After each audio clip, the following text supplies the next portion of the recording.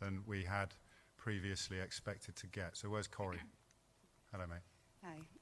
Hello, Mr Mayor. Hiya. You are aware of the campaign that I've started to improve the lives of disabled commuters in London, as I've written to your office, and I believe you're receiving updates from the petition.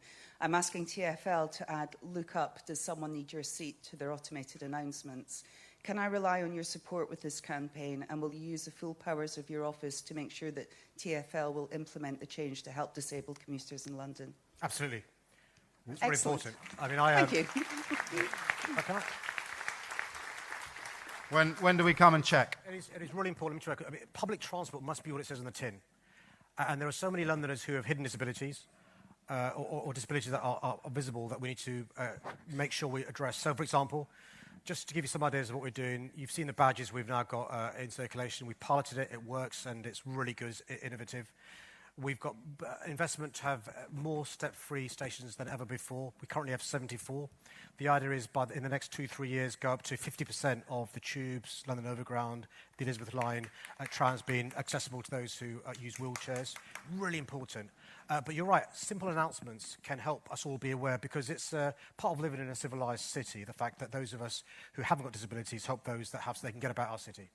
Just give people in the room, Corey, an idea of how limiting it is, because I appreciate there's myriad different types of disability, but it's always quite illuminating for those of us who aren't disabled to notice how few, for example, if you went and looked at the map at the tube station over the way, how few of those stations actually have proper access. What is your daily experience? It's very difficult, and on the way here I got out at Green Park to change onto the Jubilee line, and only once I was off the tube did I find out that the lift was broken. So you're expected to get back onto another tube during rush hour.